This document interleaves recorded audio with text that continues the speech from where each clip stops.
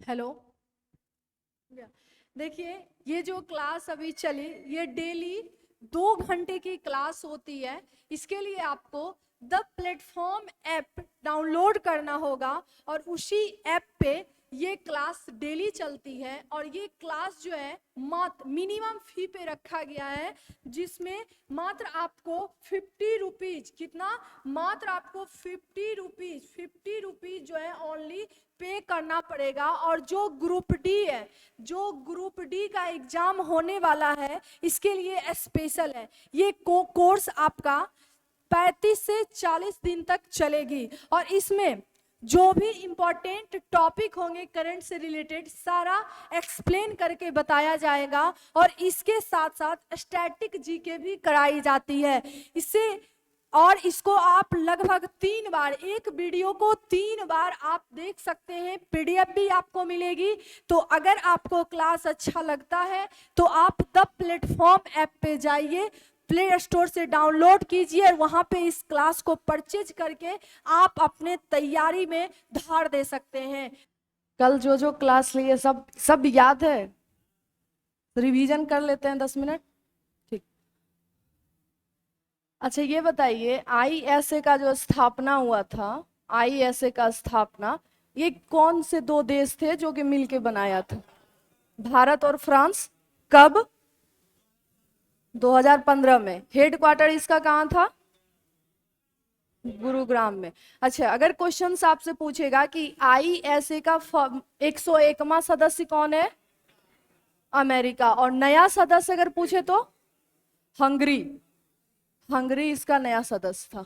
ठीक है, ये हो गया। उसके बाद अगर पूछे कि फिशिंग कैट का जो अभी जनगणना हुई थी, वो कौन से झील पे हुई थी? चिल्का झील पे। कितने कितने फिशिंग कैट की जनगणना हुई थी? 176। 176। ठीक है। अच्छा, अगर आपसे पूछेगा कि महालवारी व्यवस्था कौन लगाया था? Lord Mackenzie. कौन लगाया था? लॉर्ड मैकेंजी के द्वारा जो है महालवारी व्यवस्था लगाई गई थी। Lord Mackenzie. अच्छा, ये बताइए कि लोनार झील की उत्पत्ति कैसे हुई थी? ज्वालामुखी से। लोनार झील कहाँ पे है? महाराष्ट्र में। ठीक है। अगर आपसे पूछे ये लैगून झील, भारत में सबसे बड़ा लैगून झील कौन सा है? चिल्का झील। चिल्का झील है। ठीक है, जो कि खारे पानी की झील है।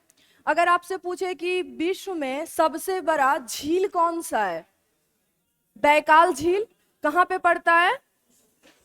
रूस में पड़ता है। और मीठे पानी की झील अगर पूछे तो सुपीरियर झील। कहाँ पे है? कनाडा और अमेरिका दोनों में उसका पड़ता है। ठीक है, उधर इसका हुआ लाइव। आवाज जा रही है? ठीक। अच्छा, ये बताइए कि अंग्रेज जो थे, अंग्रेज का पहला अस्थाई कारखाना कहाँ पे बना था? अस्थाई कारखाना कहाँ पे? सूरत में। सूरत में जब पहले बना था कारखाना तो अस्थाई था। अस्थाई कब बना था? 1608 ईस्वी में।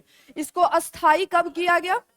1612। देखिए एक बात, 1600 कहीं 12 देगा, कहीं 1613 भी दे देता है। ठीक है, ये ओवरलैप करता है डेट, इसीलिए इसमें कंफ्यूज। बस इतना ही पूछेगा कि अस्थाई कब, तो 12 देगा तो 13 नहीं देगा, 13 अगर देगा तो 12। ठीक है, इस टाइप से क्वेश्चन पूछेगा। तो और क्या कल बता। हाँ, क्वाड में टोटल कितने सदस्य हैं? 4। अच्छा, अभी हाल ही में जो क्वाड सम्मेलन हुआ था, कहाँ पे हुआ था? जापान में। जापान भी दे सकता है, टोक्यो भी दे सकता है। ठीक है, ये उसके बाद उसमें टोटल 4, कौन कौन है 4 में? America, Australia, Japan, Bharat. ठीक है, ये चलिए अब हो गया लगभग आप लोग को याद।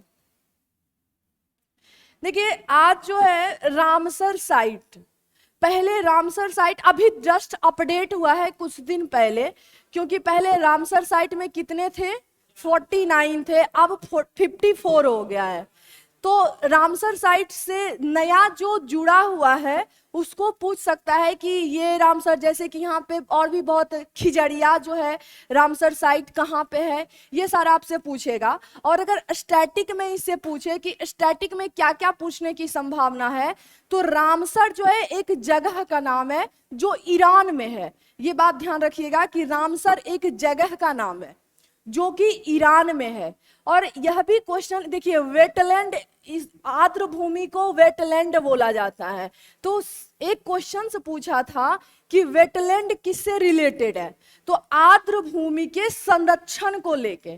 ठीक है, आर्द्र भूमि किसको बोलते हैं, जो दलदली इलाका होता है, ना ज्यादा सूखा हो ना ज्यादा गीला हो, जैसे कीचड़ टाइप का होता है ना, उस टाइप को वेटलैंड बोला जाता है।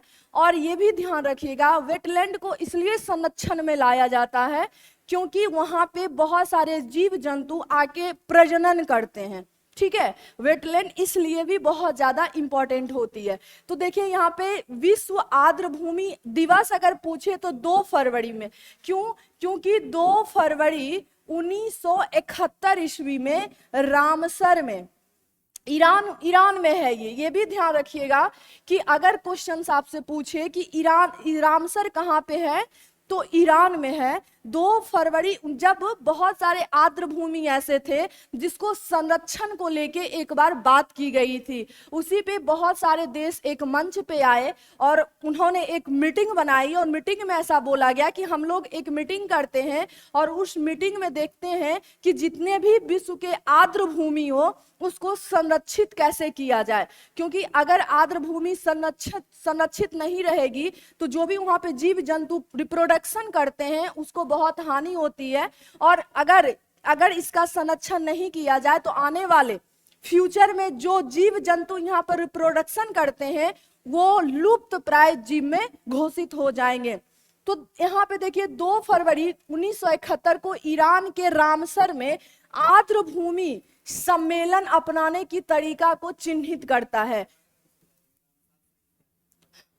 ठीक है, देखिए रामसर साइट जो है किसको बोलते हैं, अगर ये भी पूछा कि रामसर साइट किससे रिलेटेड है, तो क्या होना, आर्द्र भूमि के संरक्षण को लेके। ठीक है, क्या है, आर्द्र भूमि के संरक्षण को लेके राम साइट कहा जाता है। रामसर कुछ है नहीं, रामसर एक जगह का नाम है जो कि कहाँ पड़ता है, ईरान में पड़ता है। तो आर्द्र भूमि को संरक्षण को लेके रामसर में एक मीटिंग हुई थी, इसीलिए इसको रामसर साइट के नाम से जाना जाता है। ठीक है, कंफ्यूजन नहीं है कि रामसर साइट क्या है। देखिए जैसे कि प्लासी का युद्ध कहाँ पे हुआ था, प्लासी में, तो इसको विख्यात क्या है, प्लासी के युद्ध से। पानीपत का तीनों युद्ध पानीपत में जैसे हुआ तो उसको पानीपत के युद्ध से जानते हैं। ठीक है, इसी तरह से जैसे हंटर जो थे, हंटर कमीशन लाया गया तो उन्हीं के नाम से लाया गया तो हंटर कमीशन हो गया। उसी तरह से रामसर में ये मीटिंग हुई थी, इसीलिए इसको रामसर साइट बोलते हैं।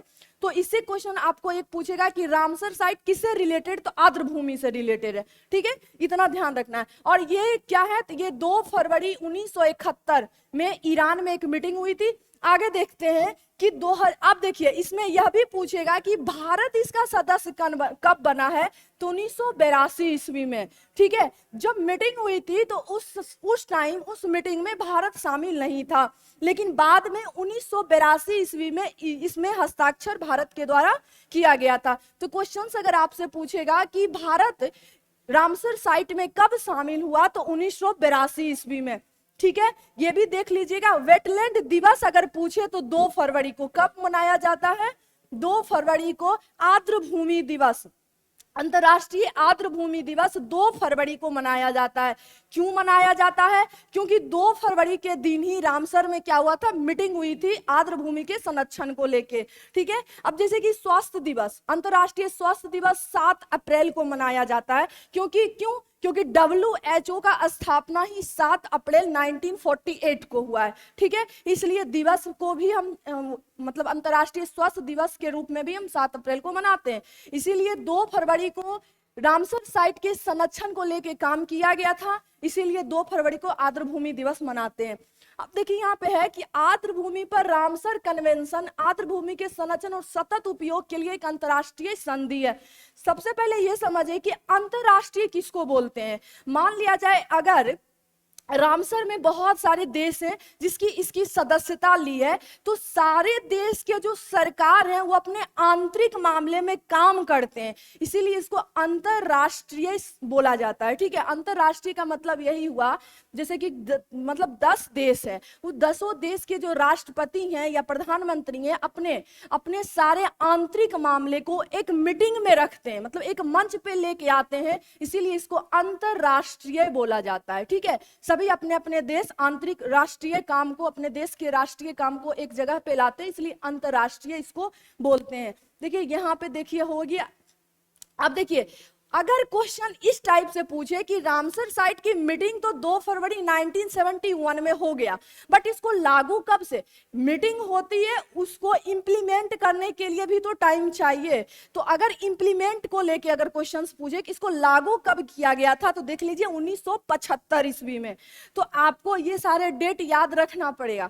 क्या है ना, क्रोनोलॉजी बनाने के लिए डेट थोड़ा बहुत याद रखना पड़ेगा कि 1971 में ये मीटिंग हुई थी, 1975 में इंप्लीमेंट हुआ, और भारत जो है 1 फरवरी 1982 ईस्वी में इस कन्वेंशन में हस्ताक्षर किया था। देखिए वेटलैंड्स एक पक्ष ही है, ये रामसर कन्वेंशन के रूप में जाना जाता है। ठीक है, ये पता ही है। नेक्स्ट हो गया, इतना समझ गए। देखिए ये जो यहाँ पे वर्क हुआ ना, इसको हम क्या कर रहे हैं, ये सेव करके यही पीडीएफ सेंड करवा देंगे। ठीक है, इसलिए स्क्रीनशॉट नहीं लीजिए, चला जाएगा पीडीएफ। कल का गया था पीडीएफ, नहीं आया, बोले तो थे देंगे। सही चल रहा है। गुड मॉर्निंग सभी को। बोल रहा है यहाँ पे कि थोड़ा स्लो करेंगे तो कहाँ से फास्ट रिवीजन हो नहीं पाएगा, इसलिए फास्ट रिवीजन ही तो लिखा हुआ था। कल ऐप पे डालने के लिए हमको फिर से रिकॉर्ड करना पड़ा था। शाम में आके हम 6 बजे क्लास को रिकॉर्ड किए क्योंकि नेटवर्क इशू था। बताइए, वह आज भी ना रिकॉर्ड करना पड़े हमको, क्यों? क्योंकि सब बोल रहा था स्टूडेंट लोग पैसा जल्दी लौटा दीजिए। चलिए, तो इतना हो गया रामसर साइट को लेके। नेक्स्ट देखिए कि अगर अभी टोटल 54 है, टोटल अगर देखिए ये क्वेश्चन बराबर पूछता है क्योंकि ये अपडेट होते रहता है, कोई पीछे वाला का ही डाटा याद रखता है, कोई पहले वाला डाटा मतलब प्रेजेंट वाला। तो टोटल अगर पूछे तो 54 रामसर साइट है। ठीक है, तो ये भी हो सकता है आपका जब ग्रुप डी का एग्जाम लास्ट तक होगा तो क्या पता 1-2 और जुड़ जाएगा इसमें, क्योंकि पहले ही कुछ दिन पहले ही 49 था और इधर 5 दिन के दरमियान में फिर 5 जुड़ गया है। तो ठीक है, तो अगर एक बात ध्यान रखिएगा, 4 ऑप्शन रहता है। अगर बाय द वे कोई जुटा भी, ठीक है, ये ध्यान रखना है कि करंट का क्वेश्चन करंट में ही बनाना पड़ता है। ठीक है, तो अगर कोई जुटा भी है, मान लिया जाए एक मंथ में एक आगो जुट भी गया, तो या अगर वहां पे 54, 49 और अगर ऑप्शन दे इनमें से कोई नहीं, तो अगर जुट गया होगा तो इनमें से कोई नहीं लगाइएगा। ये मत सोचिएगा कि अरे क्वेश्चन तो बहुत पहले बन गया होगा, उस टाइम तो 54 था, फिर उसमें गलत हो जाएगा। ठीक है, ये दिमाग में नहीं रखना है। एक बार बताते हैं, बीपीएससी की एग्जाम थी और एक गवर्नर तुरंत चेंज हुए थे। 2 दिन पहले शक्तिकांत दास जी आए थे, उसके पहले जो गवर्नर थे, तो जब बीपीएससी की एग्जाम हो रही थी तो उसमें एक ऑप्शन देता है इनमें से कोई नहीं, 1 से अधिक। ठीक है, तो उसमें बहुत सारा स्टूडेंट यही दिमाग लगा लिया था कि जब क्वेश्चन में सेट हुआ होगा ना तो उस टाइम में तो वही गवर्नर थे, उसी में सबको क्रॉस लग मतलब गलत हो गया। इसीलिए जब इनमें से कोई नहीं दिया हुआ हो तो उसी को लगाना है, ये नहीं कि 54 पढ़े हैं तो 54 लगाना है। ये दिमाग में कि पहले क्वेश्चन अगर बना होगा, नहीं, करंट को करंट से ही बनाइए। ठीक है, ये ध्यान रखना है। अब देखिए कि सबसे ज्यादा अगर स्थल पूछे कि सबसे ज्यादा स्थल किस राज्य में है भारत के, तो यूपी में है, सबसे ज्यादा यूपी में है। उसके बाद फिर देखिए पंजाब में, सेकंड में पंजाब, सबसे पहले यूपी में, फिर गुजरात, तमिलनाडु, बिहार के कांवर जो है कि ये बेगूसराय में पड़ता है एक, वो वेटलैंड में शामिल हुआ है और इधर ही शामिल हुआ है। देखिए हिमाचल प्रदेश में, केरल, ये सब नहीं पूछेगा, बस ऐसे ही डाटा है। सबसे अधिक रामसर स्थल वाले देश अगर पूछे तो यूनाइटेड किंगडम है, ठीक है, ब्रिटेन है। सबसे ज्यादा अगर रामसर साइट कहीं पे है तो यूरोप में है, ये ध्यान रखना है। और उसके बाद मैक्सिको में, जो कि यूएसए में पड़ता है, मतलब नॉर्थ अमेरिका में, मैक्सिको में। अब देखिए सम्मेलन संरक्षण के तहत बोलिविया का, लेकिन देखिए अगर क्षेत्रफल की दृष्टि से बोला जाए कि सबसे ज्यादा रामसर साइट में क्षेत्रफल किसका है तो बोलिविया की है, ठीक है, किसका, बोलिविया का। बोलिविया किस कॉन्टिनेंट में है, साउथ अमेरिका में, ये भी ध्यान रखना है। उसमें इतना किलोमीटर दिया गया है, जो कि सबसे बड़ा। देखिए पहले जो जुटा हुआ था वो देखिए कहां पे है, बिंडवासा वन्यजीव अभ्यारण्य, जो हरियाणा में था। सुल्तानपुर हरियाणा में ही है, थोल गुजरात में है, वाधावना गुजरात में, यानी कि 2 गुजरात और 2 हरियाणा में। और इस बार जो शामिल हुआ है 3 तमिलनाडु के, 1 मिजोरम के और 1 मध्य प्रदेश के। 5 जो अभी ऐड हुआ है उसमें 3 तमिलनाडु के हैं, उसमें 1 मिजोरम के हैं और 1 मध्य प्रदेश के हैं। ये सारे हैं। आपको ये देखिए इसको याद कर लीजिएगा, ठीक है। मान लिया जाए आपको 3-4 दे दे और बोले कौन सा इसमें से गुजरात में है, तो कम से कम करंट में जो भी साइट आया है, ऐसे तो 54 को याद करना पॉसिबल नहीं है, लेकिन 3, 4, 5 जो है इसको याद आप कर लीजिएगा। 5 नया है, ये 4 कुछ दिन पहले ये भी नया ही है, तो ये याद रख लीजिएगा। इसको पीडीएफ जब आपको मिलेगी तो, ठीक है। देखिए ये और ये और ये तीनों तमिलनाडु में है, बाकी 1 मिजोरम में, 1 मध्य प्रदेश में है, ठीक है। नेक्स्ट देखते हैं और कुछ, पीडीएफ डाल देंगे। आगे देखिए, अच्छा स्टैटिक में देखिए गुलामगिरी किसकी पुस्तक है, ज्योतिबा फूले की। ज्योतिबा फूले की, ज्योतिबा फूले और कुछ किए थे। ज्योतिबा फूले के ही द्वारा सत्य शोधक समाज की स्थापना हुई थी। कौन सी, सत्य शोधक समाज की स्थापना ज्योतिबा फूले के ही द्वारा की गई थी, ये भी ध्यान रखिएगा। एक बात और ध्यान रखिएगा, ज्योतिबा फूले की ही वाइफ थी फातिमा बीबी, जो कि अपने हिस्ट्री में पहली वो मुस्लिम महिला, फातिमा बीबी मुस्लिम महिला थी जो कि सबसे पहले महिलाओं के शिक्षा को लेके काम की थी।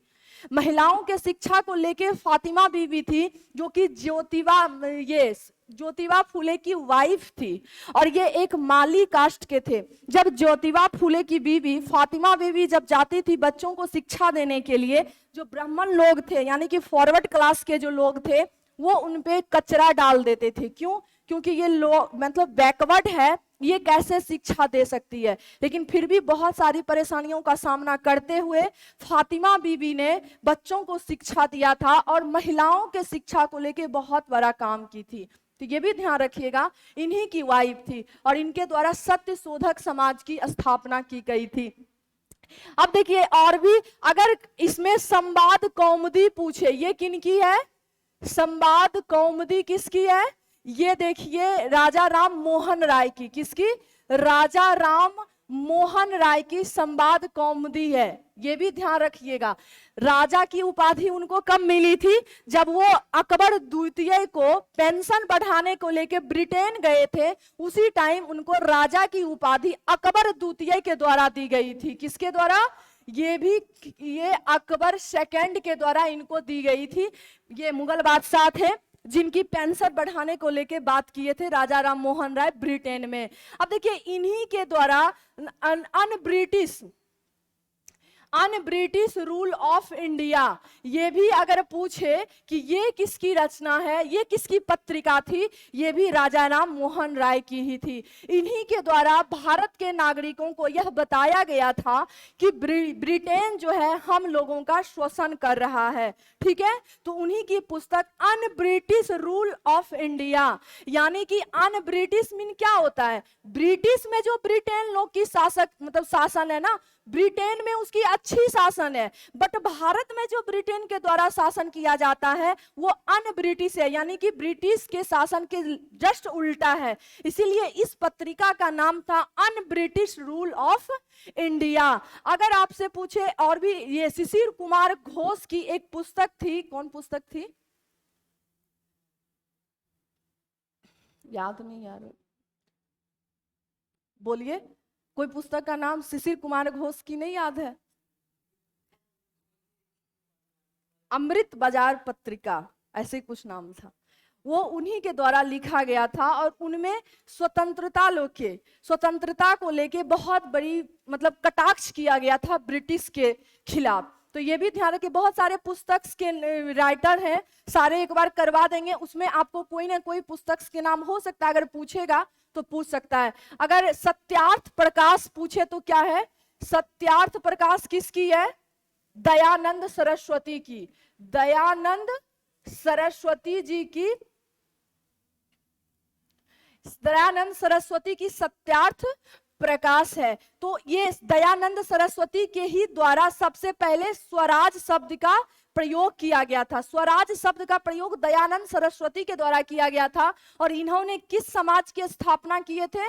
ये आर्य समाज। ये कौन सा? आर्य समाज की स्थापना किए थे, ये आर्य समाज की स्थापना किए थे, ये भी ध्यान रखिएगा। और इन्हीं के द्वारा एक क्या था, वेदों की ओर लौटो, वेदों की ओर लौटो, इन्हीं के द्वारा बोला गया था। अब देखिए, और देखिए, राजा राम मोहन राय के द्वारा किस समाज की स्थापना की गई थी? ब्रह्म समाज की। इनके द्वारा ब्रह्म समाज की स्थापना की गई थी। तो ये भी ध्यान रखिएगा कि संवाद कौमुदी के जो लेखक राजा राम मोहन राय थे, उन्हीं के द्वारा ब्रह्म समाज, और ये एक समाज सुधारक थे। ये दोनों जो थे, दोनों समाज सुधारक थे, ये भी ध्यान रखिएगा। आगे देखिए, भारत के पहले गवर्नर जनरल अगर पूछे तो कौन है? Warren Hasting. Warren Hasting Bharat के पहले गवर्नर जनरल है। लेकिन सिर्फ अब अगर गवर्नर पूछे तो कौन हो जाएगा? Lord Clive. ठीक है, जब प्लासी का युद्ध हुआ था 1757 ईस्वी में, किसके द्वारा लड़ा गया था? क्लाइव के द्वारा ना। उसके बाद जब 1757 का प्लासी का युद्ध जब षड्यंत्र के खिलाफ वो जीत लिया था, उसके बाद ही गवर्नर की उपाधि धारण किया था। क्योंकि पहले जब ब्रिटेन से जो क्लाइव आया था, उस टाइम वो एक क्लर्क के रूप में आया था। और देखिए भारत में वो अपना भाग्य को कैसे लिखा कि क्लर्क से डायरेक्ट गवर्नर बन गया। और इसी गवर्नर के पद को गवर्नर जनरल कब बनाया गया था? रेगुलेटिंग एक्ट 1773 के बाद। 1773 का जो रेगुलेटिंग एक्ट आया था, उसी के द्वारा जो है गवर्नर के पद को गवर्नर जनरल का पद कर दिया गया था। इसके कुछ काम को बढ़ा दिया गया था। इसके पहले ये बंगाल, मद्रास और मुंबई को के जो गवर्नर थे, तीनों का अलग अलग काम था। लेकिन जब 1773 का रेगुलेटिंग एक्ट आया था, तो उसमें क्या किया गया था कि मद्रास के गवर्नर बंगाल के गवर्नर जनरल सबसे ऊपर पद पे थे, और उसके अधीनस्थ मुंबई और बंगाल के गवर्नर को बना दिया गया था। तो थोड़ा सा उनका प्रमोशन हुआ था, तो नाम में भी, पद में भी प्रमोशन हो गया था। उसके बाद ही गवर्नर जनरल उसको बोला गया था। अगर आपसे क्वेश्चन पूछे कि भारत के फर्स्ट वायसराय कौन थे, अगर प्रथम फर्स्ट वायसराय पूछे तो क्या हो जाएगा?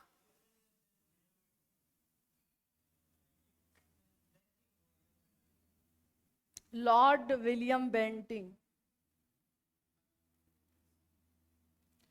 वायसराय 1857 के का जो युद्ध था, उसके बाद कौन सी पद धारण किया गया था उसको? 1857 का जो युद्ध हुआ था, उसके बाद कौन सा धारण किया गया था पद? उसके बाद वायसराय। तो उस टाइम 1857 का जो युद्ध था, उस टाइम कौन था? लॉर्ड कैनिंग था। तो कैनिंग ही थे। तो वायसराय कैनिंग था। अगर क्वेश्चंस पूछे, लॉर्ड कैनिंग था। और एक बात और ध्यान रखिएगा कि अगर पूछे ईस्ट इंडिया कंपनी के द्वारा ईस्ट इंडिया कंपनी के द्वारा अंतिम गवर्नर जनरल कौन था? तो लॉर्ड कैनिंग ही था उस टाइम, ठीक है। अगर ईस्ट इंडिया कंपनी, क्योंकि 1857 का जब युद्ध खत्म हुआ तो डायरेक्ट ईस्ट इंडिया कंपनी समाप्त हो जाती है और डायरेक्ट वहां के ब्रिटेन की ताज जो होती है वहां की महारानी के द्वारा बागडोर भारत की होती है। तो उन्होंने ही लॉर्ड गवर्नर जनरल के पद को किस नाम में परिवर्तित कर देती है? वायसराय के पद पे। तो वायसराय अगर प्रथम पूछे तो लॉर्ड कैनिंग हो जाएगा, ठीक है, ये ध्यान रखना है। अब देखिए, सारनाथ और कुशीनगर में महात्मा बुद्ध के जीवन की कौन सी दो घटनाएं घटित हुई है? सारनाथ में वो क्या किए हैं?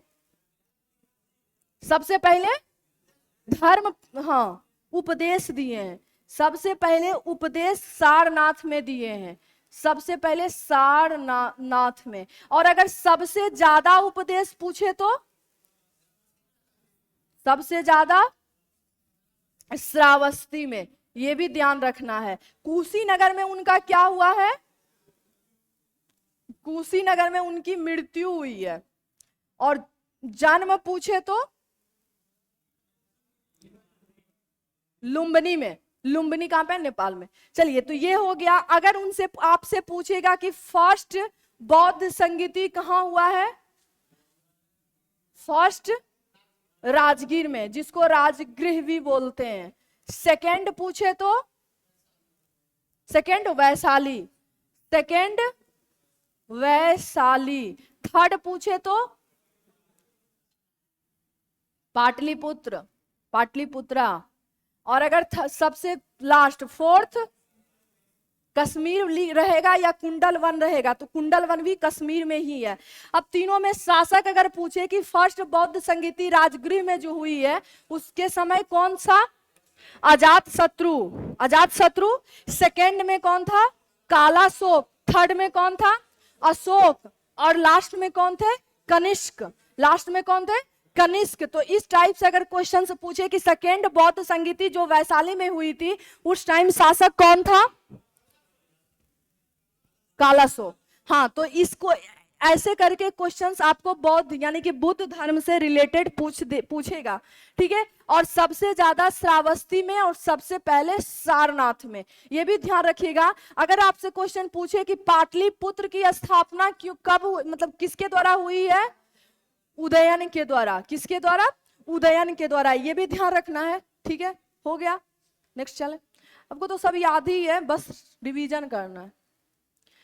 देखिए, आज सैन्य अभ्यास को लेके हैं, जो इंपॉर्टेंट सैन्य अभ्यास है इसको देखिए रटना आपको पड़ेगा। इसका ना कोई ट्रिक है ना कुछ है। जितने भी सैन्य अभ्यास हैं इसको जब तक रटिएगा नहीं तो कंफ्यूज कीजिएगा। तो देखिए, सबसे पहले दुष्टलिक थर्ड है। और ये जो सारे ये जो है ना अभ्यास, ये होते रहते हैं, ठीक है, ये होते रहते हैं। सारे देश के बीच के जो सेना होते हैं, किसी के नौसेना, किसी के थल सेना, किसी के वायु सेना, सब एक जगह आके दोनों अपना अपना प्रदर्शन करते हैं और ट्रेनिंग करते हैं। तो सबसे पहले देखिए दुष्टलिक थर्ड जो है, ये देखिए थर्ड इसलिए लिखा गया है कि ये तीसरा संस्करण है, ठीक है। देखिए, ये भारत और उज्बेकिस्तान के बीच। अब देखिए कंफ्यूजन कहाँ होगा आपको? तान को लेके बहुत सारे कंट्री हैं, तुर्कमेनिस्तान है, तजाकिस्तान है, उज्बेकिस्तान है। ये सारे तान आपको 2-3 दे देंगे कि दुष्टलिक थर्ड जो है भारत और किस देश के बीच हुई है। तो ये आपको ध्यान रखिएगा। चारों ऑप्शन में दे देगा, कजाकिस्तान, तुर्कमेनिस्तान, ये उज्बेकिस्तान और कोई एक कंट्री दे देगा। तो तीनों जो तान कंट्री है उसमें कंफ्यूज कीजिएगा। तो उज्बेकिस्तान, उज्बेकिस्तान 2-3 बार बोलिएगा, लिखिएगा, आपको याद हो जाएगा। आगे देखिए, उसके बाद देखिए जिस में कंफ्यूजन, और यह भी क्वेश्चन पूछेगा कि किस सेना के बीच था ये? तो थल सेना के बीच। किसके बीच? थल सेना के बीच। और ये रानी खेत, या तो रानी खेत देगा या उत्तराखंड देगा। तो उत्तराखंड में ही रानी खेत पड़ता है, जहां पे दोनों सेनाओं के, थल सेनाओं के बीच ये युद्ध अभ्यास हुआ था दोनों का। पाकिस्तान, इसको ध्यान रखना है। आगे देखिए मिलन अभ्यास। मिलन अभ्यास जो है ये बहुपक्षीय अभ्यास है, यानी कि इसमें दो सेना से ज्यादा, मतलब दो देश की सेनाओं से ज्यादा देशों की सेनाएं एक मंच पे आए थे और दोनों अपना अपना प्रदर्शन दिए थे, जो कि कहाँ पे हुआ था, विशाखापत्तनम में। और ये विशाखापत्तनम कहाँ पे है, आंध्र प्रदेश में। कहाँ पे, तो विशाखापत्तनम दे या आंध्र प्रदेश देगा, ये ध्यान रखिएगा। और ये किस सेनाओं के बीच हुआ है, नौ सेनाओं के बीच। देखिए यहीं पे एक आपको देगा मालाबार अभ्यास। मालाबार और मिलन में कंफ्यूज नहीं करना है। मालाबार अभ्यास जो है ये क्वाड सदस्य देखे हैं ना, क्वाड सदस्य में टोटल 4 कंट्री थे, तो क्वाड सदस्यों के बीच एक अभ्यास हुई थी जिसका नाम मालाबार अभ्यास था। ठीक है, तो अगर आपसे क्वेश्चन पूछे कि मालाबार अभ्यास किन देशों के बीच हुई है, तो क्वाड देश देगा, ब्रिक्स कंट्री देगा, सार्क कंट्री देगा, तो उसमें आपको क्वाड कंट्री मारना है। ठीक है, अब देखिए कॉर्पेट, ये देखिए भारत और इंडोनेशिया के बीच, किसके बीच, भारत और इंडोनेशिया के बीच, ये हिंद महासागर में हुई है। इंडोनेशिया से रिलेटेड एक और क्वेश्चन है, इंडोनेशिया की राजधानी कहाँ पे है, जकार्ता। कहाँ पे है, जकार्ता का शिफ्ट हो गया नूर सुल्तान। तो जकार्ता जो इंडोनेशिया की पहले राजधानी थी, वो किस आइलैंड पे थी, वो जो थे वो आइलैंड कौन सा था, वो जावा आइलैंड था। ठीक है, पहले जो इसकी जकार्ता राजधानी जो थी जकार्ता, वो जावा आइलैंड पे था, लेकिन जावा आइलैंड जो है डूबने की कगार पे है। और याद रखिएगा जितने भी देश हैं उसका जितने भी इंपॉर्टेंट बैठक होती है, इंपॉर्टेंट बातें होती है, वो सारा राजधानी में ही होती है। और किसी भी कंट्री का जहां पर भी राजधानी होता है वहां पे वो ज्यादा डेवलप करता है। इसलिए नूर सुल्तारा जो है ये एक वहां का आइलैंड है जिसका नाम ब्यूनस आइलैंड है। वहीं पे मतलब जावा आइलैंड से शिफ्टिंग करके उस आइलैंड पे लाया गया है नूर सुल्तारा। और इसलिए क्योंकि ये जो है थोड़ा सा ऊपर है आइलैंड से, इसलिए डूबेगा ये नहीं, मतलब जावा से ऊपर है, वो भी एक आइलैंड ही है, बट वो अभी डूबने की कगार पे नहीं है। और वहाँ के जगह को डेवलप करने के लिए भी इंडोनेशिया के द्वारा ये काम किया गया है, तो ये ध्यान रखना है। नेक्स्ट है खंजर। खंजर किसके किसके बीच हुई है, भारत और किर्गिस्तान के बीच। देखिए यहाँ पे ये किर्गिस्तान है, यहाँ उज्बेकिस्तान है, तो उज्बेकिस्तान ये दूसरा अभ्यास है और किर्गिस्तान में अलग अभ्यास है, तो इसको आपको रटना पड़ेगा। युद्धाभ्यास जब तक रटिएगा नहीं हो पाएगा। और इसमें कंफ्यूज यही रहता है, देखिए ये थिल से ना बिस्केक, किर्गिस्तान की राजधानी ही बिस्केक है, तो राजधानी में ही ये हुआ है। देखिए फिर एक काजिंद है, भारत और काजाकिस्तान, के से काजिंद है, के से कजाकिस्तान है, ये ध्यान में रखिएगा। तो जितने भी काजिकिस्तान है, किर्गिस्तान है, उज्बेकिस्तान है, ठीक है, इसको जब तक याद नहीं करना, इसको याद रखिएगा। काजिंद बोलेगा तो कजाकिस्तान, थल सेनाओं के बीच और काजिकिस्तान में ये अभ्यास हुआ है। फिर वज्र प्रहार अमेरिका याद हो गया होगा, क्योंकि अभी पूरे विश्व में वज्र के तरह वो बना हुआ है। तो भारत और अमेरिका के बीच थल सेना, और ये हिमाचल प्रदेश में हुआ है। ठीक है, भारत के हिमाचल प्रदेश में। जायदे तलवार भारत और संयुक्त अरब अमीरात के बीच हुआ है, ये भी ध्यान रखिएगा। संयुक्त अरब अमीरात पहला खाड़ी कंट्री है जिसके द्वारा होप मिशन लॉन्च की गई थी। कौन सा मिशन, होप मिशन, पर्यावरण की देखरेख करने के लिए होप मिशन लॉन्च की गई थी संयुक्त अरब अमीरात के द्वारा। और ये संयुक्त अरब अमीरात की राजधानी अबू धाबी है, वहीं पे ये हुआ था। मित्र शक्ति भारत और श्रीलंका के बीच, धर्म गार्जियन भारत और जापान, तो ये सारा सूर्य किरण भारत और नेपाल, ये सारा थोड़ा सा याद रखिएगा, 1-2 बार रिपीट कीजिएगा, याद हो जाएगा। ठीक है, ताकि वहां पे ऑप्शन देता है ना क्वेश्चंस में, तो ऑप्शन में आप बस किर्गिस्तान, उज्बेकिस्तान, तुर्कमेनिस्तान, इसको थोड़ा सा देख लीजिएगा क्योंकि इसमें कंफ्यूज करना है।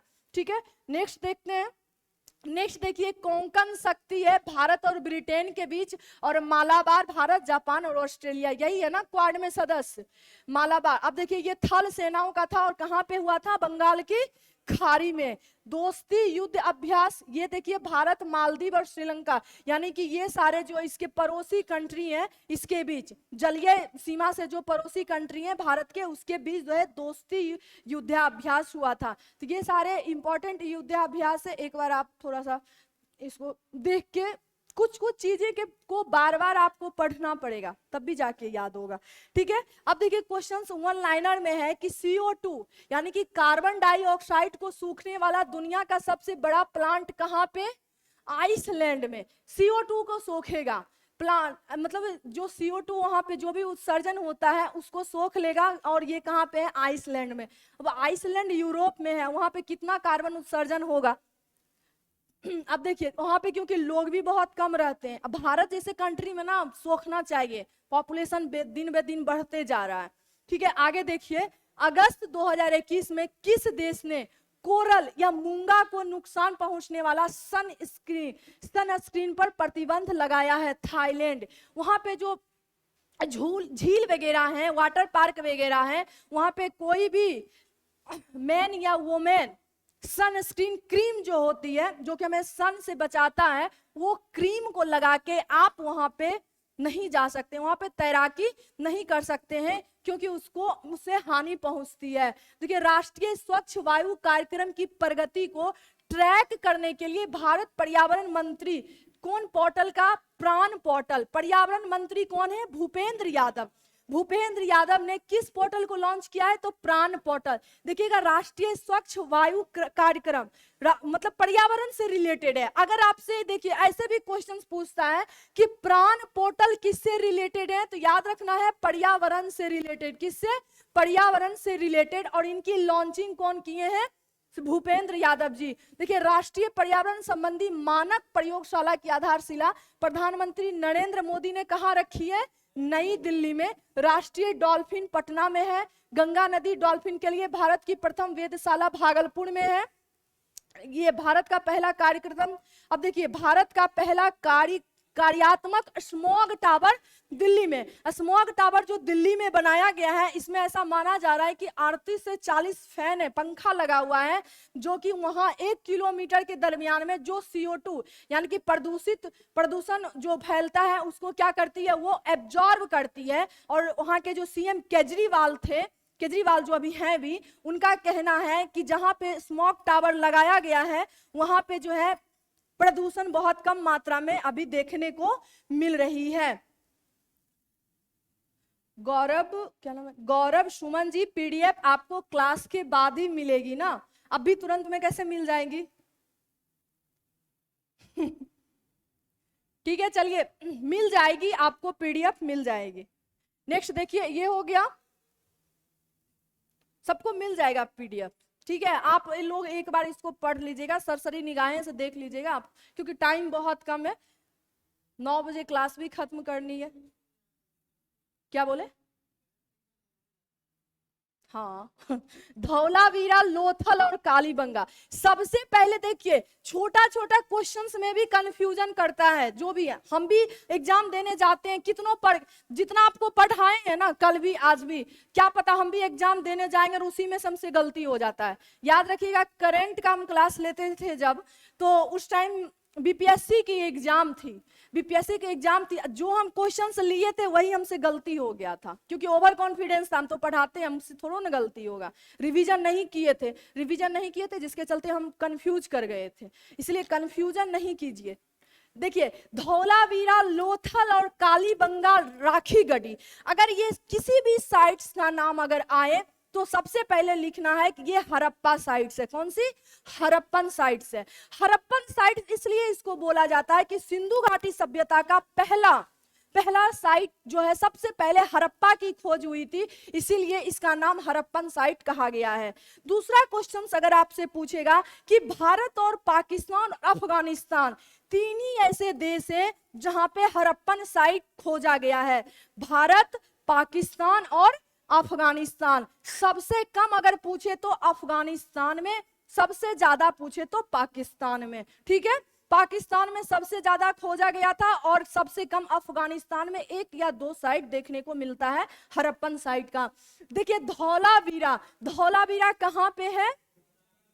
गुजरात में है धौलावीरा। और ये जो है यहाँ पे पानी की उन्नत व्यवस्था, पानी की उन्नत व्यवस्था कहाँ पे पाया गया है, ये भी ध्यान रखना है कि पानी की सबसे अच्छी, मतलब वहां का पानी का जो सिस्टम था ना बहुत ही अच्छा था धौलावीरा में। उस जमाना में वहां की ड्रेनेज सिस्टम यानी नाली की जो व्यवस्था थी बहुत ही अच्छी थी।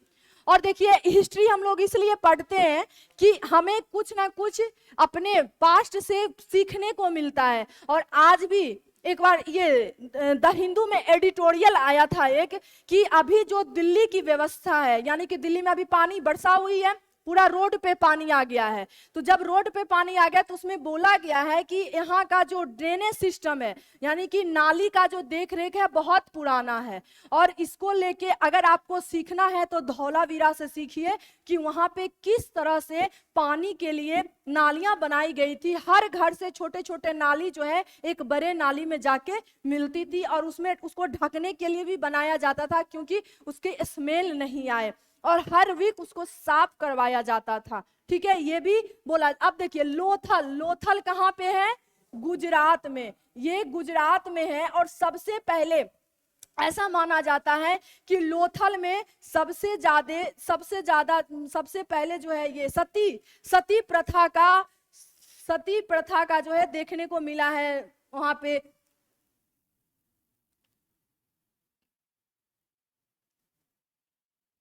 कल वाली पीडीएफ मिल जाएगी, बफरिंग हो रहा है फिर से।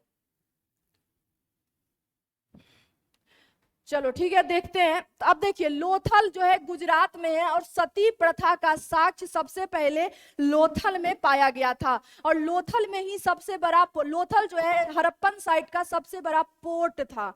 ठीक है, अगर बंदरगाह की बात करें कि हड़प्पन साइट में बंदरगाह कहाँ पे पाया गया था, तो लोथल में। अब देखिए कालीबंगा, ये कहाँ पे है, राजस्थान में। और राखीगढ़ी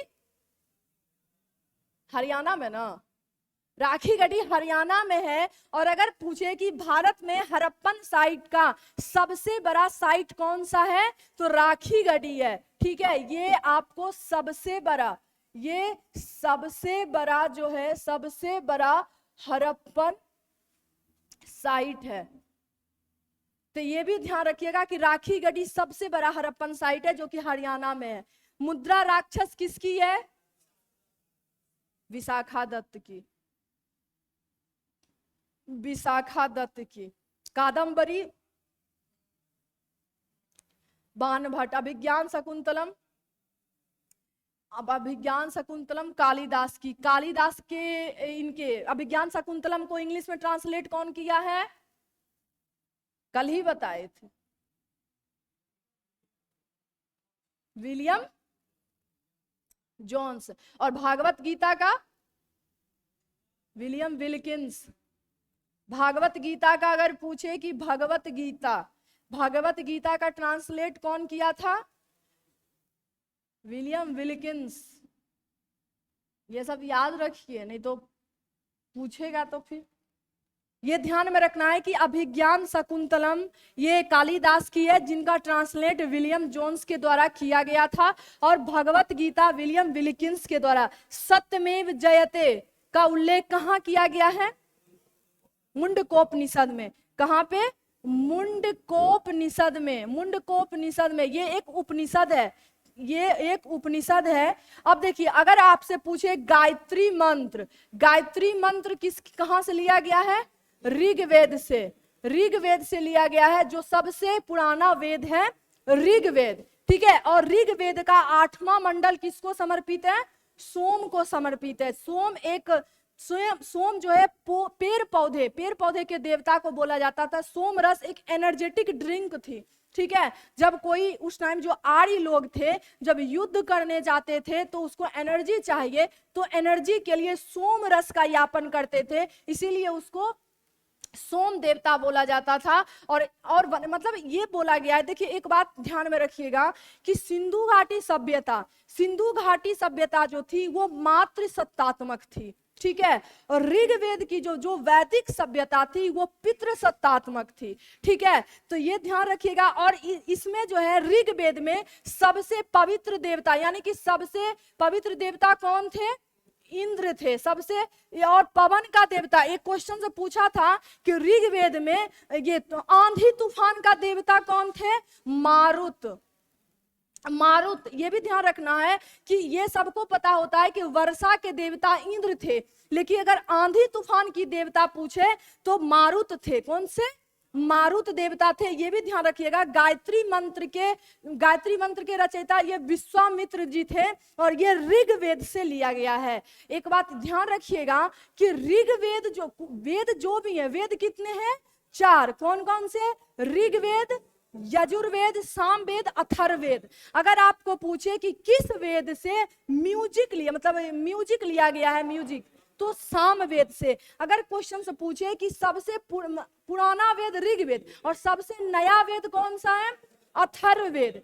अथर्ववेद में जादू टोना किस वेद से रिलेटेड है? अथर्ववेद से। अथर्ववेद को अलौकिक, मतलब 3 वेद अलौकिक हैं और अथर्ववेद लौकिक है। यानी कि अथर्ववेद में जो है मनुष्य से रिलेटेड उसमें ज्यादा काम लिखा हुआ है, ज्यादा मंत्र उसमें लिखा हुआ है।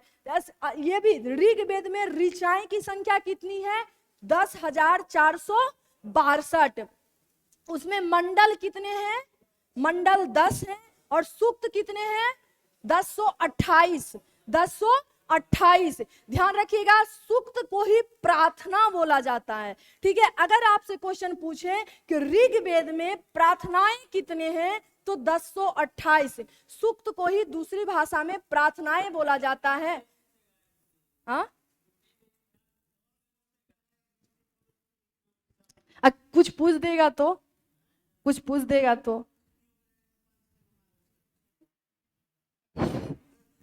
देखिए एक्चुअली बात क्या है ना कि एग्जाम में स्टूडेंट बहुत है और स्टूडेंट के हिसाब से क्वेश्चन क्या बोलते हैं, हार्ड किया जाता।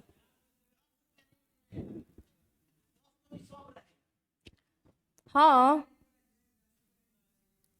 चलिए नेक्स्ट देखिए क्या है कि कोरोना वायरस का नाम लैटिन में क्या उसको बोलते हैं? लैटिन में कोरोना वायरस को अगर पूछे तो क्राउन। उसके बाद सर्वप्रथम दिसंबर 2019 में कहां पे पाया गया था? वुहान। सर वुहान कहां पे है? चीन में। फिर भारत में कोरोना वायरस का पहला मामला कहां पे? केरल में। और अगर पूछे कि कोरोना वायरस को महामारी घोषित करने वाला प्रथम भारतीय राज्य कौन था? हरियाणा। देखिए महामारी जो है सबसे पहले हरियाणा में घोषित किया गया था, भारत में। और सबसे पहले मृत्यु कहां पे हुई थी? कर्नाटक में। और सबसे पहले इसका वैक्सीन जो है सबसे पहले रसिया के द्वारा बनाया गया था, जिसका नाम स्पुतनिक 5 था। क्या था? स्पुतनिक 5 इसका नाम था। नेक्स्ट देखते हैं कि रूस ने जानवरों के लिए कौन सा? कॉर्निवल कोव जो है रसिया के द्वारा ही जानवरों के लिए ये वैक्सीन बनाई गई थी। तो ये सारा वैक्सीन का नाम याद रखना है। भारत की स्वदेशी वैक्सीन कौन सा है? कोवैक्सीन, जिसका निर्माण भारत बायोटेक के द्वारा किया गया था, ठीक है। 2 वैक्सीन थी, कोवैक्सीन और कोविशील्ड। कोविशील्ड सीरम इंस्टीट्यूट के द्वारा बनाया गया था और कोवैक्सीन किसके द्वारा? बायोटेक के द्वारा। तो ये ध्यान में रखिएगा, ज्यादातर यही लग रहा था, कोविशील्ड। आप लोग कौन लगाए? शील्ड ना, हम अभी फर्स्ट ही डोज लिए। कोविड-19 वैक्सीनेशन में के पंजाब राज्य का ब्रांड एम्बेसडर कौन थे? सोनू सूद जी। दक्षिण अफ्रीका में कोरोना वायरस का नया स्ट्रेन जिसको ओमिक्रॉन बोला जा रहा है और ये डेल्टा क्रोन से 6 गुना ताकतवर है। देखिए एक क्वेश्चन में इसमें 3 गुना ताकतवर दे दिया था, लेकिन इसका आंसर 6 गुना हो जाएगा। जो है डेल्टा, इसका एक नया वेरिएंट अभी ओमिक्रॉन आया है, तो इसके पहले जो वेरिएंट आया था उससे ये 6 गुना ज्यादा शक्तिशाली है। नेक्स्ट में देखिए अगर पूछे इंटरनेशनल डेट लाइन कहां से गुजरती है, किस महासागर से? बताइए आप। अटलांटिक से। मार के चलाइएगा ग्रुप डी में, अटलांटिक। गलत हो जाएगा, 1 नंबर गया आपका। प्रशांत महासागर के बीचों बीच गुजरती है, ठीक है। प्रशांत महासागर से बीचों बीच 180 डिग्री जो देशांतर है, वो प्रशांत महासागर से गुजरती है। अटलांटिक मार दीजिएगा तो चल जाएगा आपका नंबर, ठीक है।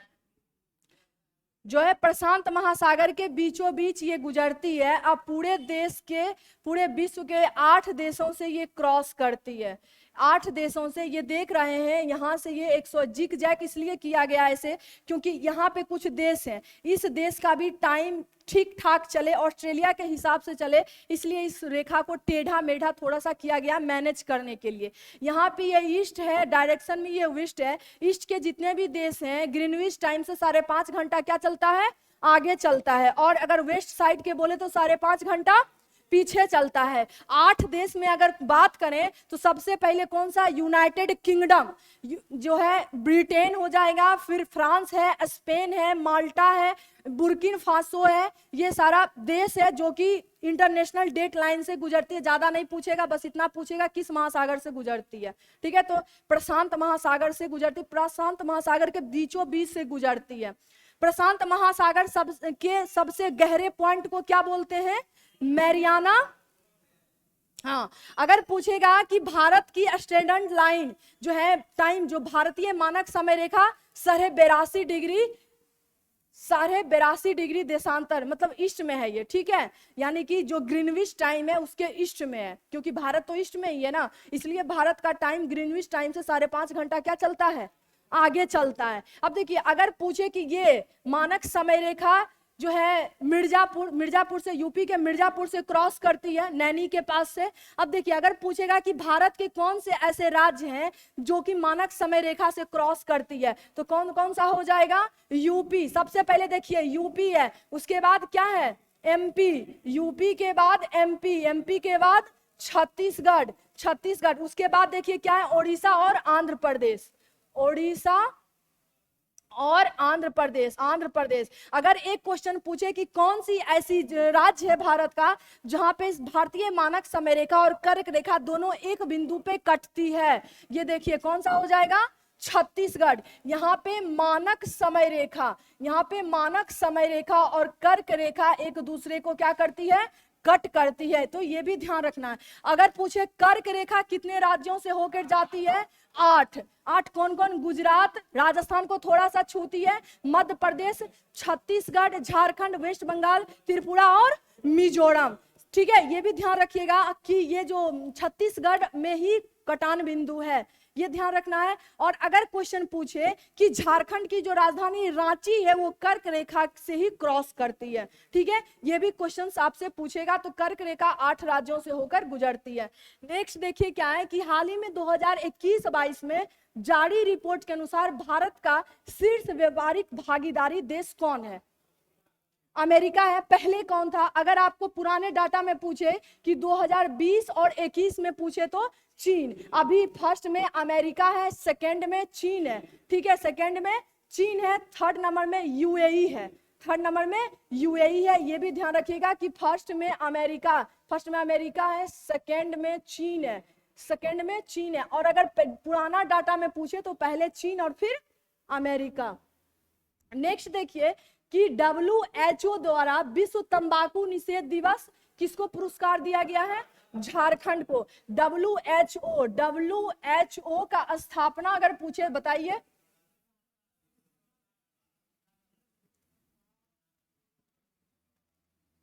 और अगर हेडक्वार्टर पूछे तो जेनेवा कहाँ है,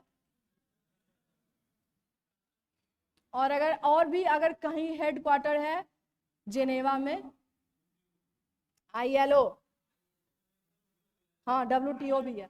ILO का स्थापना कब हुआ है, 1919 ईस्वी में, 1919।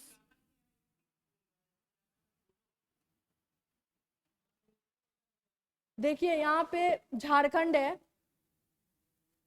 यहीं से कर्क, यहाँ की जो राजधानी सूरत है यहीं से क्रॉस करती है, सूरत नहीं रांची, यहीं से कर्क रेखा क्रॉस करती है। तो ये भी ध्यान रखना है, ज्यादा इसमें मैपिंग नहीं करना। देखिए अगर आपसे पूछेगा लोकल विंड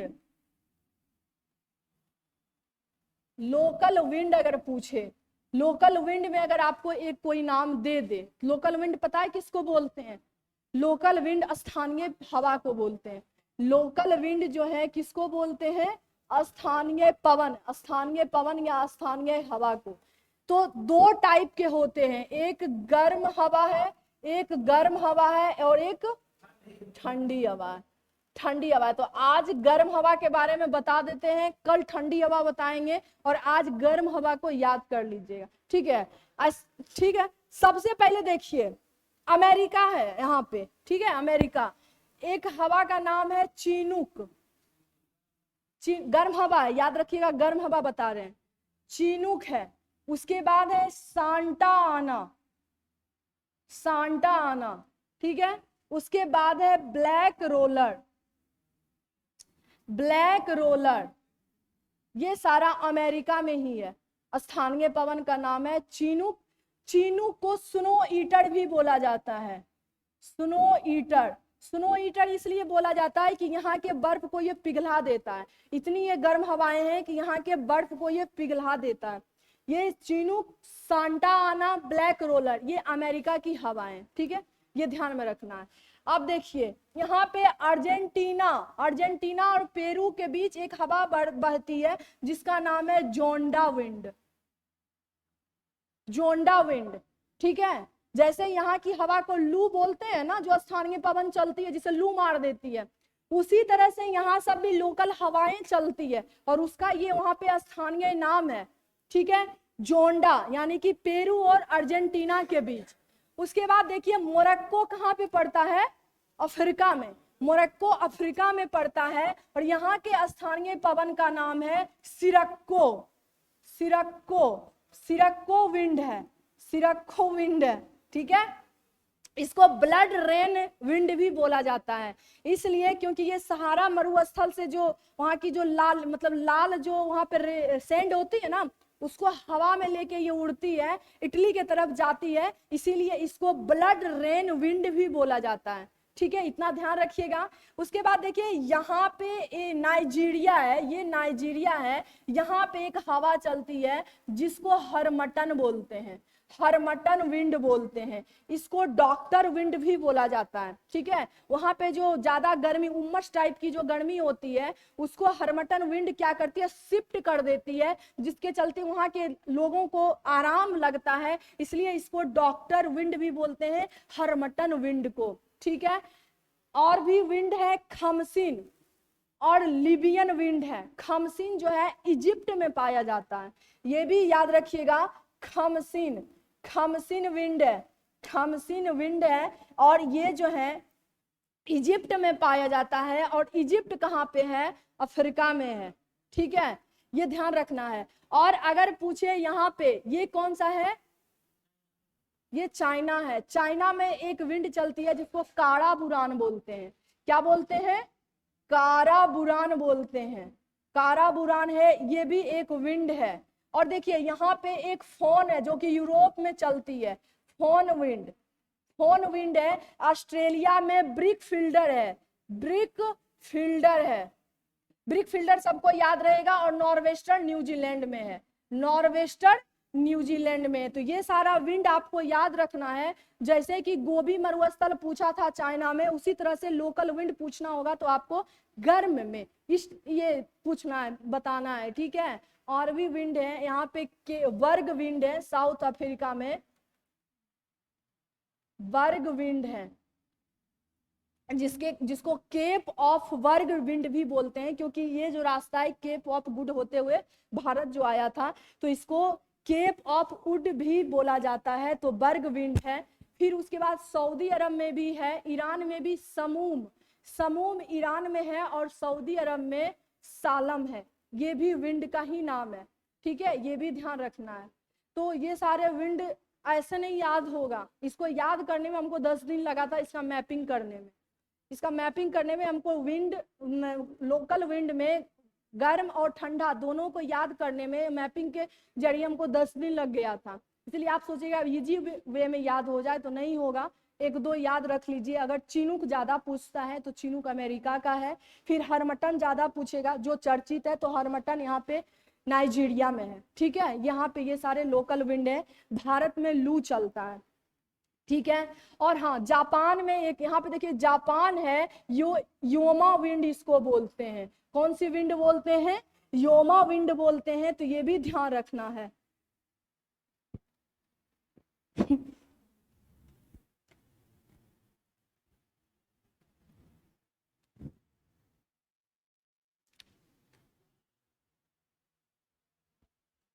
हाँ, ऑनलाइन वाले पे भी ध्यान है। बोलिए।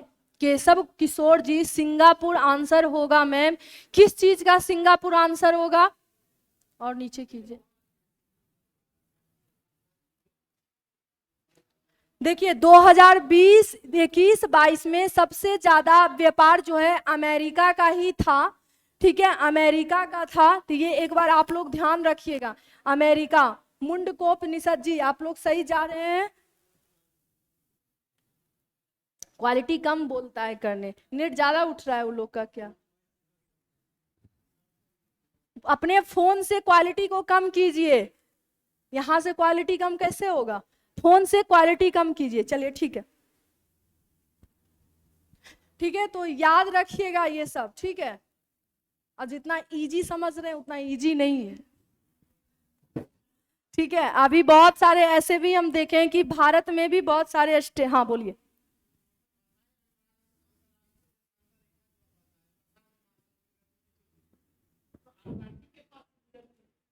कौन? अरे ये क्या है ना, ऐसे करके है ये मैप। ग्लोब कैसे है? पृथ्वी कैसी है? पृथ्वी, इसको अगर फोल्ड, ऐसे एक पेज को अगर हम फोल्ड कर देते हैं तो पृथ्वी के बीचों बीच क्या आता है? प्रशांत महासागर आती है, अटलांटिक ओशियन नहीं आती है। आप एक बार ग्लोब में देखिएगा, ग्लोब के नहीं नहीं नहीं, प्रशांत महासागर के बीचों बीच आपको पता होनी चाहिए कि पृथ्वी गोल है ना। पृथ्वी गोल है तो देशांतर रेखा जो 180 डिग्री की बीचों बीच गुजरती है। ग्लोब से आपको देशांतरीय रेखा और अक्षांशीय रेखा तो आपको पता चलेगा, उसमें आपको पता चलेगा कि कहाँ से गुजरती है। ये तो जैसे कि गोल था, इसको ऐसे करके लाए इस डायग्राम में, तो इसमें आपको पता नहीं चलेगी। इसमें देखिए पैसिफिक ओशियन इधर दिख रहा है और पैसिफिक ओशियन इधर। इसका मतलब क्या है? ये ऐसे करके है ना, तभी तो पैसिफिक ओशियन। अब ऐसा तो नहीं कि ईस्ट से पैसिफिक ओशियन को वेस्ट में भेज दीजिएगा, ऐसा तो नहीं है। ऐसे करके है ना ग्लोब, तो इसीलिए बीच का जो है वो पैसिफिक ओशियन यानी प्रशांत महासागर से बीचों बीच ये एक काल्पनिक रेखा है। और ये लंदन में मीटिंग हुई थी, वहीं पे ये काल्पनिक रेखा बनाया गया था। तो ये ध्यान रखिएगा। ये ब्रिक फिल्डर नॉर्वेस्टर तो सबको याद रहेगा, इसको एक दो बार कोशिश कीजिएगा, हो जाएगा। देखिए आप देखिए, हाल ही में चर्चा में रहा ऑपरेशन महिला सुरक्षा अभियान किससे रिलेटेड है? आरपीएफ से रिलेटेड है। और अगर बोले मिशन ऑपरेशन आहट, आहट भी आरपीएफ के द्वारा ही चलाया गया। ये माइक कैसा है? ऑपरेशन आहट, ऑपरेशन आहट अगर पूछे, ऑपरेशन आहट, तो ये भी इसी के द्वारा, आरपीएफ के द्वारा ही चलाया गया था। इसमें जो है महिलाओं के आरक्षण को लेके जो सीट थी उस पे जो पुरुष बैठ जाते थे उसको पकड़ने का काम आरपीएफ जवान इस मिशन के तहत करते थे। और मिशन आहट यानी कि ऑपरेशन आहट जो है, जो प्लेटफॉर्म पे तस्करी यानी कि बच्चे जो होते हैं, भिक्षु जो होते हैं, उसको घर पहुंचाने या कुछ भी उसको मदद करने के मकसद से ऑपरेशन आहट चलाया गया था। तो ये ध्यान में रखना है। नेक्स्ट क्वेश्चन है कि हाल ही में भारत के उपराष्ट्रपति कहां की यात्रा में गए थे? सेनेगल की यात्रा में कहां गए थे? सेनेगल की अगर राजधानी पूछे तो डकार है इसकी राजधानी, और ये अफ्रीका कॉन्टिनेंट में पड़ता है। और यहीं पे एम वेंकैया नायडू जी गए थे। अच्छा एक और क्वेश्चन, अभी राष्ट्रपति कौन है? अभी राष्ट्रपति कौन है? द्रौपदी मुर्मू। ये कितने नंबर की राष्ट्रपति है? 15वें नंबर की। कहां की है? ओडिशा की है। फर्स्ट कौन सी मतलब जनजातीय? जनजातीय महिला ये प्रथम बार बनी है, ये प्रथम बार बनी है। और अगर ऐसी महिलाएं में पूछे तो सेकेंड बार। ये किनका स्थान ली है? रामनाथ कोविंद जी की। नेक्स्ट क्वेश्चन देखिए कि विश्व का सबसे बड़ा पौधा कहाँ खोजा गया है? ऑस्ट्रेलिया में। ऑस्ट्रेलिया में खोजा गया है। ये पानी के अंदर ही पौधा पाया जाता है, इसका नाम अभी एग्जैक्ट नहीं बताया गया है, तो ऑस्ट्रेलिया में ही ये खोजा गया। तो ये ध्यान रखिएगा, विश्व की बड़ा पौधा ऑस्ट्रेलिया में। देखिए ऑस्ट्रेलिया की राजधानी में जो पीडीएफ आपको मिलेगी उसमें आप देख लीजिएगा। ऑस्ट्रेलिया सबसे छोटा कंट्री है और कॉन्टिनेंट है, ये भी ध्यान रखिएगा। नेक्स्ट देखिए क्या है कि हाल ही में हर घर दस्तक 2.0, ये किससे रिलेटेड है? कोविड-19 के टीकाकरण से। किसके से रिलेटेड है? कोविड-19 के टीकाकरण। जो पहले फेज चला था, फिर दूसरा फेज जो चला था, उसमें हर घर मतलब हर घर जाके आपको कोविड-19 का वैक्सीन दिया जाएगा।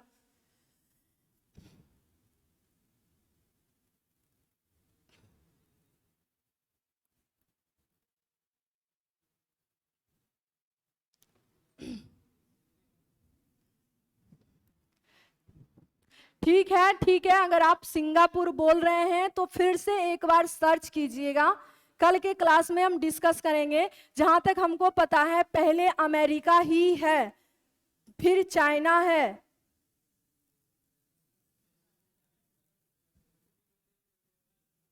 चलिए ठीक है, नेक्स्ट देखते हैं।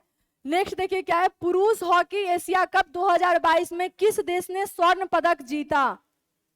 दक्षिण कोरिया जीता है। कौन सी? दक्षिण कोरिया जीता है। किसको हरा के?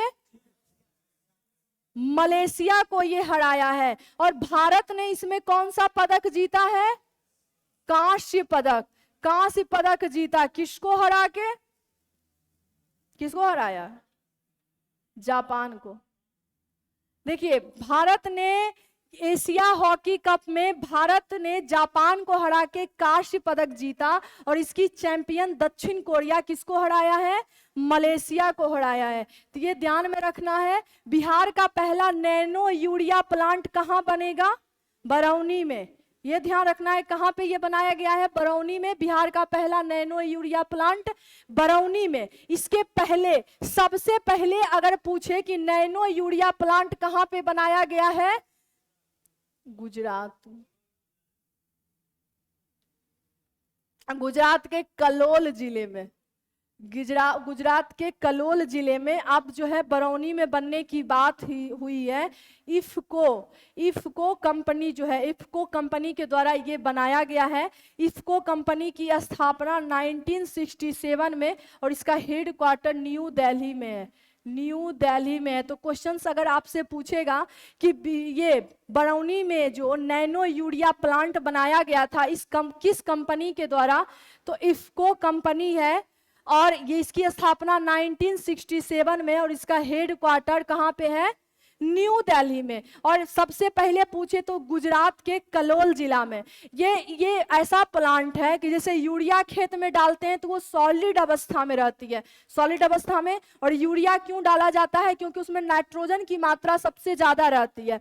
और ये जो नैनो यूरिया होगा ये लिक्विड फॉर्म में होगा। क्या होगा? लिक्विड फॉर्म में होगा। ध्यान रखना है कि एक बोरा जो यूरिया होता है उसको कंपाइल करके एक छोटा सा बोतल जिसमें 600 ml रहेगा उसमें कंपाइल कर दिया जाएगा, और ये लिक्विड फॉर्म में होगा।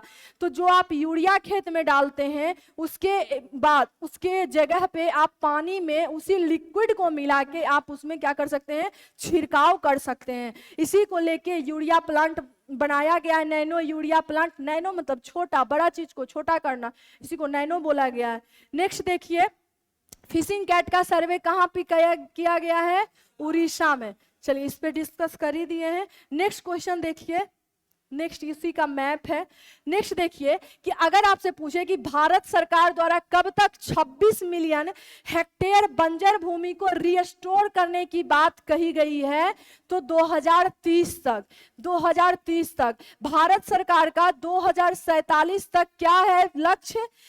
ये ऊर्जा के क्षेत्र में आत्मनिर्भर बनना। ऊर्जा के क्षेत्र में आत्मनिर्भर बनना। निर्भर, आत्मनिर्भर। अब देखिए उसके बाद अगर पूछे कि 2070 तक का टारगेट क्या है, 2070 तक जीरो कार्बन मुक्त बनाने का लक्ष्य है। अगर पूछेगा 2024 का लक्ष्य क्या है, हर घर को, मतलब हर भारत में हर आदमी को घर मुहैया करवाना, घर यानी कि आवास जो होता है ना, मुहैया करवाना। उसके बाद अगर पूछे हर घर जल रहने की भी इसी का टारगेट है, 2024 तक ही हर घर जल मुहैया करवाना भी 2024 तक का ही टारगेट है। तो ये ध्यान रखिएगा, 2030 तक बंजर भूमि को रिस्टोर करना, 2047 तक ऊर्जा के क्षेत्र में आत्मनिर्भर होना, 2070 तक जीरो कार्बन मुक्त होना, 2024 तक जो है हर घर जल, और सभी आदमी को घर, जिसको मतलब जो अभी मिट्टी के घर में रहता है उसको ये काम करने का लक्ष्य रखा गया है। कौन है? सौरभ कुमार राय जी, कल का पीडीएफ डाल दिया जाएगा, पेशेंस रखिए, सब डाल दिया जाएगा, सब डाल दिया जाएगा। अभी जो क्लास चल रही है उसको देखिए आप लोग। नेक्स्ट क्वेश्चन से देखिए, नेक्स्ट क्या है कि भारत सरकार द्वारा प्रस्तावित नए मॉडल का स्कूल का नाम क्या होगा? PM Shri school. और ये कितना स्कूल बनेगा? 15,000। और किसके सिफारिश पे ये लाई गई थी? किसके सिफारिश पे? के कस्तूरी रंगन की समिति पे। चलिए, इसके पहले कौन सी एजुकेशन पॉलिसी चलती थी? 1946 का जो एजुकेशन पॉलिसी था उसी के तहत अभी तक हम लोग शिक्षा ग्रहण कर रहे थे। आगे देखिए क्या है कि हाल ही में चींटी से भी छोटी रिमोट से चलने वाली दुनिया का सबसे छोटा रोबोट कौन बनाया है? अमेरिका के द्वारा। अमेरिका के द्वारा ये काम किया गया है। और देखिए सबसे एक और बात है कि दुनिया का पहला होटल, दुनिया का अंतरिक्ष का होटल, दुनिया का पहला अंतरिक्ष होटल किसके द्वारा लॉन्च किया जाएगा? अमेरिकी कंपनी के द्वारा। किसके द्वारा? अमेरिकी कंपनी है, अमेरिकी कंपनी के द्वारा। और कब तक लॉन्च की जाएगी? 2025 तक पहला होटल लॉन्च होगा, जिसमें 28 यानी कि 27 से 28 लोगों की वहां पे निवास होगा।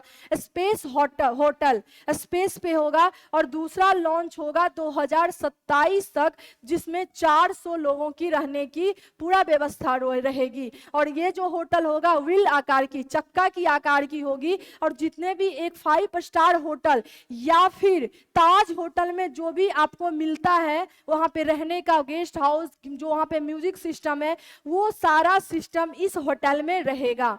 ये होटल ऐसा होटल होगा जो 2025 में दावा किया जा रहा है। और इस होटल में ऐसे फ्री में कोई नहीं जाएगा। इस होटल में अभी तक जो आंकड़ा आ रहा है 36 करोड़ लगेगा जाने में। अगर आप 3 दिन की इस होटल की सैर करते हैं, 3 डेज, मात्र 3 डेज, तो आपको 36 करोड़ पे करना पड़ेगा। आने वाले कल में हो सकता है इसको कम भी किया जाए, क्योंकि 36 करोड़ कमाने में ही लग जाएगा, एक बार जी के मर जाएंगे। 36 करोड़, 36 करोड़ 3 दिन में खर्च करना, ठीक है? कि कोई लोग 36 करोड़ कमा के आराम से सोचेगा सोएंगे, 36 करोड़ जाके होटल में। तो और ये होटल का नाम होगा पायोनियर स्पेस स्टेशन, और एक का होटल का नाम होगा वाइजर स्पेस स्टेशन, ठीक है? और ये 2 होटल का नाम है, तो ध्यान रखना है। अमेरिकी कंपनी ये काम करेगा, देखिए करता है कि नहीं। देखिए विश्व पर्यावरण दिवस कब मनाया जाता है? 5 जून को। अगर पूछे ये युवा दिवस कब मनाया जाता है? राष्ट्रीय युवा दिवस 12 जनवरी को। एड्स दिवस अगर पूछे तो, पृथ्वी दिवस अगर पूछे तो कब? हाँ 22 अप्रैल। और अगर बिहार दिवस 22 मार्च को। उसके बाद विविधता 22 जून को। और अगर पूछे अंतर्राष्ट्रीय आर्द्र भूमि दिवस 2 फरवरी को। देखिए हाल ही में सेबी के पूर्णकालिक अध्यक्ष कौन अभी बने हैं? अश्वनी भाटिया। अश्वनी भाटिया बने हैं। और उसके बाद राजीव कुमार अभी क्या है? राजीव कुमार अभी मुख्य चुनाव आयुक्त हैं। मुख्य चुनाव आयुक्त हैं, ये ध्यान रखिएगा। और अभी जो ये राष्ट्रपति का जो चुनाव हुआ था, इसमें ये पार्टिसिपेट यही इन्हीं के द्वारा निर्वाचित करवाया गया था। फिर देखिए जातीय जनगणना कहाँ पे हुई, हाल ही में जातीय जनगणना कहाँ पे हुई है, बिहार में हुई है। नेक्स्ट क्वेश्चन देखिए कि हाल ही में आईएसए का नया सदस्य कौन बना है, हंगरी बना है। इसका नया सदस्य हंगरी बना है। और इसके पहले कौन सदस्य बना है, इसके पहले एंटीगुआ और बारबुडा, जो कि कहां पे है। चलिए अब देखिए भारत का राष्ट्रीय जलीय जीव क्या है, डॉल्फिन।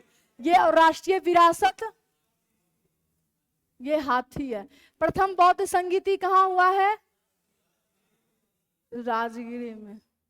राजगिरी और राजगीर दोनों एक ही है।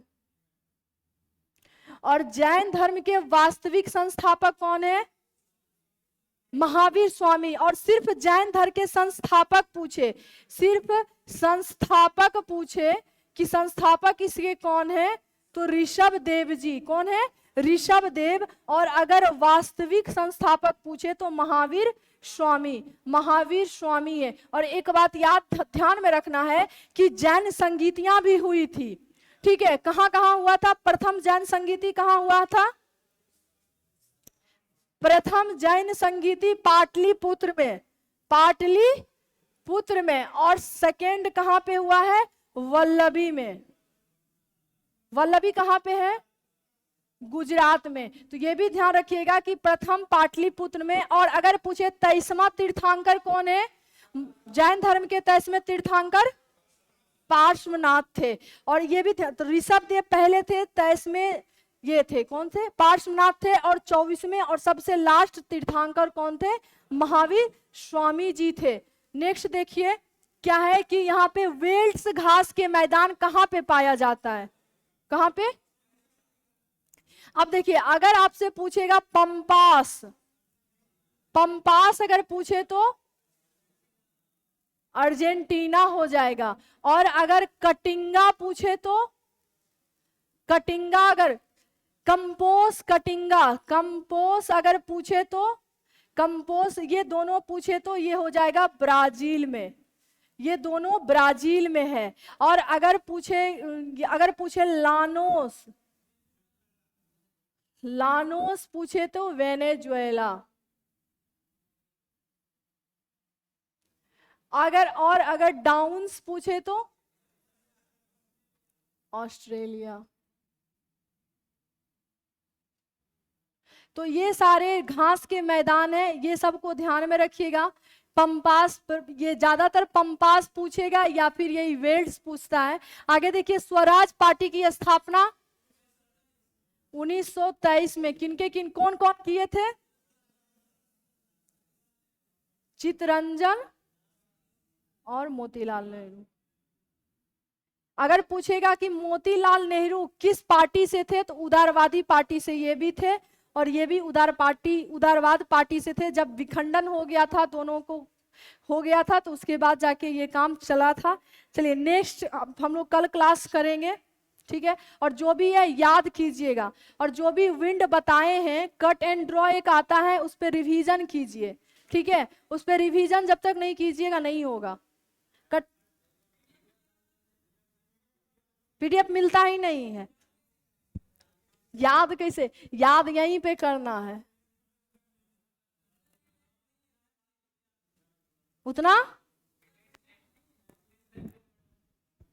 उतना टाइम नहीं है कि याद करें।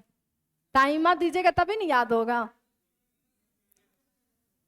अरे पीडीएफ मिल जाए बोल तो, देखिए अभी सेव भी हम कर दिए हैं, तो फेल कैसे होगा।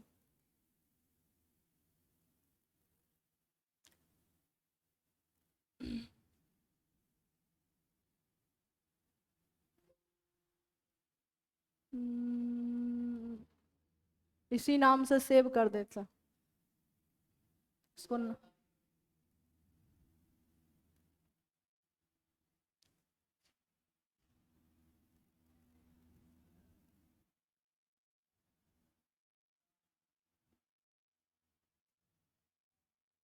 अब तो हो गया होगा, अब यही आपको मिल जाएगा। अभी भी फेल कर गया है।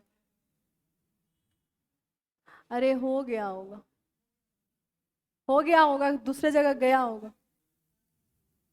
मिल जाएगा, पीडीएफ मिल जाएगा। देखिए पीडीएफ आपको तो सब याद होगा, बुक भी तो खरीदे होंगे ना करंट वगैरह का, तो पीडीएफ तो बोले थे डाल देंगे, धीरे धीरे डाल देंगे सब। हाँ, कहाँ पे मिलेगा? हाँ, ऑफलाइन मिलेगा टेलीग्राम पे, और ऑनलाइन को ऐप पे। ऑनलाइन वाले को ऐप पे मिल जाएगी पीडीएफ, और ऑफलाइन वाले को टेलीग्राम पे पीडीएफ मिल जाएगी। हाँ, अब फिर कल पढ़िएगा।